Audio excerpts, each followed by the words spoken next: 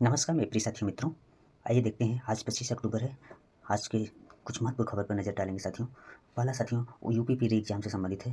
UPP री exam Uttar Pradesh police भर्ती और प्रमोशन बोर्ड यानी यूपीपीआरपीबी जल्द ही कांस्टेबल भर्ती 2024 के परिणाम जारी कर सकता है। मुख्यमंत्री के कार्यालय के अनुसार मुख्यमंत्री योगी आदित्यनाथ ने निर्देश दिया है कि परिणाम इस महीने के अंत तक घोषित कर दिए जाए। परीक्षा में शामिल अभ्यर्थियों से यानी उम्मीदवारों से ये सलाह दी जाती है कि वे अपने परिणाम की घोषणा के लिए नियमित रूप से आधिकारिक वेबसाइट UPPBPB.gov.in पर नियमित देखें और जांच करें साथियों। आप लोगों का इस माह के अंत तक यानी आज 25 है साथियों, 2-3 दिन के अंदर आप लोगों को रिजल्ट देखने की जरूर मिलेगा साथियों।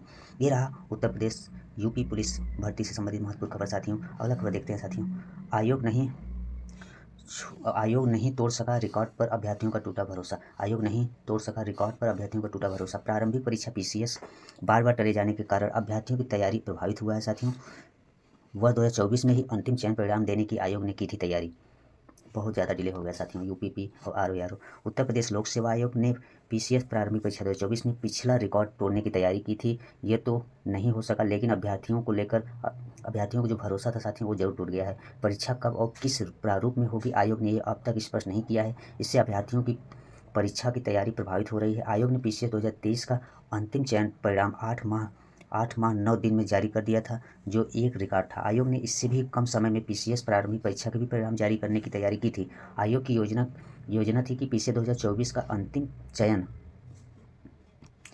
चयन का परिणाम भी 8 माह के भीतर जारी कर दिया जाए। ऐसा होता तो पिछला रिकॉर्ड भी टूट सकता था, लेकिन साथियों ये साथ ही नया रिकॉर्ड ये भी बनता कि विज्ञापन वर्ष 2024 में ही अपनी पहली पीसीएस का चयन परिणाम भी जारी कर दिया, लेकिन साथियों ऐसा नहीं हो पाया। आयोग के कैलेंडर में पीसीएस की जो प्रारंभिक परीक्षा है साथियों 17 मार्च 2024 को प्रस्तावित है, लेकिन इससे पहले 11 फरवरी 2024 को आरओ परीक्षा पेपर लीक हो जाने के इस घटना के बाद ही साथियों पेपर को टालना पड़ा साथियों।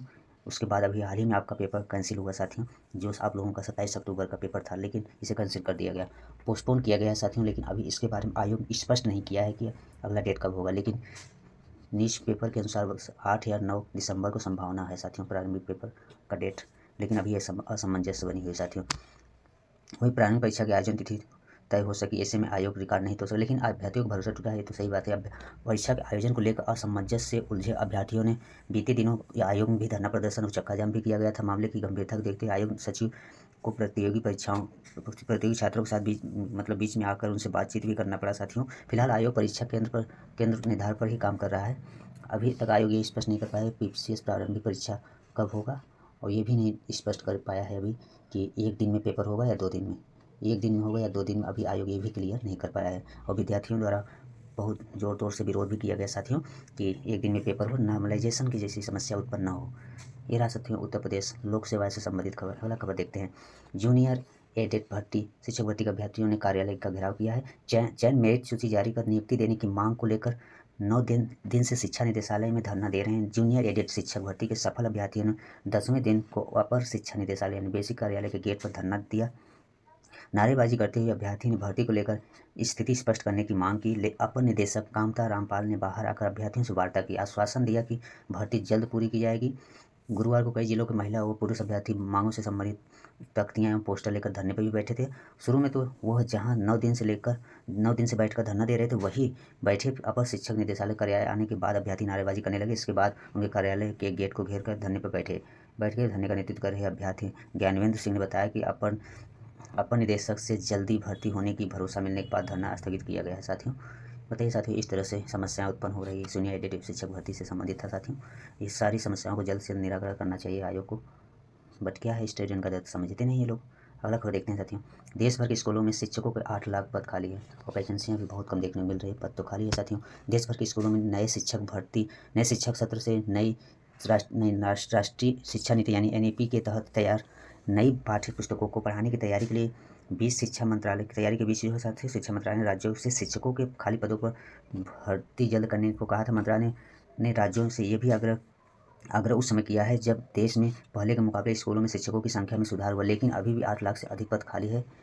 इसमें सबसे अधिक पद प्राइमरी स्तर पर पढ़ाने वाले शिक्षकों के हैं, जिनकी संख्या करीब 7 लाख 7 लाख है साथियों। प्राइमरी शिक्षा मंत्रालय वैसे भी स्कूलों में शिक्षकों को खाली पदों को भरने के लिए विगत कई वर्षों से राज्यों के लगातार दबाव बनाए हुए है। इसका असर ये रहा है कि कई राज्यों में पहले से स्थिति में सुधार हुआ, लेकिन अभी भी बिहार, उत्तर प्रदेश, मध्य प्रदेश, झारखंड, गुजरात, बंगाल, छत्तीसगढ़ जैसे ऐसे राज्य हैं जहाँ शिक्षकों की बड़ी संख्या में पद रिक्त हैं। मंत्रालय ने राज्यों के शिक्षकों के खाली पद को भरने के लिए लिखी चिट्ठी में राज्यों से प्रत्येक स्कूल में शिक्षक छात्र और शिक्षक अनुपात को भी ठीक रखने के भी निर्देश दिए। इस संबंध में शिक्षा मंत्रालय का कहना है कि इसमें स्कूलों में शिक्षा का स्तर बेहतर हो सकेगा, साथ ही राज्य के प्रदर्शन में भी सुधार आएगी।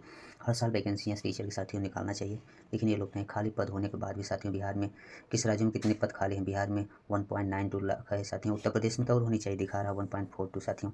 कई वर्षों से वैकेंसियाँ देखने उत्तर प्रदेश में शिक्षक को नहीं मिल रही है साथियों, शिक्षक भर्ती से संबंधित। और मध्य प्रदेश में 52,000, झारखंड में 75,000 साथियों खाली पद दिखाया जा रहा है, और छत्तीसगढ़ में 38,000। और सेकेंडरी तो प्राइमरी का साथियों, सेकेंडरी के 32,000, उत्तर प्रदेश में 7,000 दिखा रहा है साथियों। बताइए, मध्य प्रदेश 15,000, झारखंड में 5,000। ये है साथियों। शिक्षा मंत्रालय ने राज्यों को इन्हें जल्द भरने के भी निर्देश दिए। स्कूलों में शिक्षकों को स्थिति में सुधार के लिए साथियों इस तरह से पदों में प्राइमरी स्तर पर खाली पद इतने, सेकेंडरी स्तर पर इतने पद खाली थे साथियों। ये रहा साथियों शिक्षक भर्ती से संबंधित। पद खाली होने के बावजूद भी सरकारों द्वारा वैकेंसियाँ नहीं कराई जा रही है। पता नहीं ऐसा क्यों कर रहे हैं ये लोग। सब चुनाव की स्थिति को देखते हुए वैकेंसियाँ निकलेगी। यूपी में भी वही हाल है साथियों। आइए देखते हैं साथियों अगला खबर है साथियों। ये खबर तो ठीक ही अच्छा ही है साथियों, लेकिन शुरुआत तो किया है। शिक्षा सेवा चयन आयोग ने खोला खाता, पहला परिणाम जारी किया। असिस्टेंट प्रोफेसर रसायन विज्ञान में 13 पदों पर अभ्यर्थियों का हुआ चयन। पुरानी वैकेंसी थी साथियों, जिसमें 159 पदों पर पुरानी भर्ती के तहत 146 पदों का रिजल्ट पहले हो चुका है जारी। उत्तर प्रदेश शिक्षा चयन आयोग के गठन के बाद बृहस्पतिवार को आयोग ने अपना पहला चयन परिणाम घोषित किया है। पुरानी भर्ती का अधूरा परिणाम पूरा करते हुए आयोग ने असिस्टेंट प्रोफेसर रसायन विज्ञान 13 पदों पर अभ्यर्थियों को चयनित घोषित किया। इसके साथ ही आयोग ने अभ्यर्थी को लेकर अपना खाता खोला है। शिक्षा सेवा चयन आयोग के गठन से पहले उच्चतर शिक्षा सेवा आयोग ने विज्ञापन 50 के तहत असिस्टेंट प्रोफेसर 159 पद को भर्ती जो 25 मार्च 2022 से 6 अप्रैल 2022 तक इंटरव्यू कराए थे, जिसमें 63 पद अनारक्षित और 14 पद जो है EWS और OBC के इतने पद थे साथियों। साक्षात्कार भी हुआ था साथियों। ये रहा साथियों उत्तर प्रदेश सेवा चयन आयोग संबंधित जो परिणाम जारी करके अपना खाता खोला है साथियों। विद्यार्थियों द्वारा इतना प्रदर्शन के बाद साथियों, लेकिन वैकेंसी अभी तो बहुत मुश्किल है साथियों आप लोगों को देखने को मिले। ये रहा साथियों आज का महत्वपूर्ण खबर साथियों। धन्यवाद।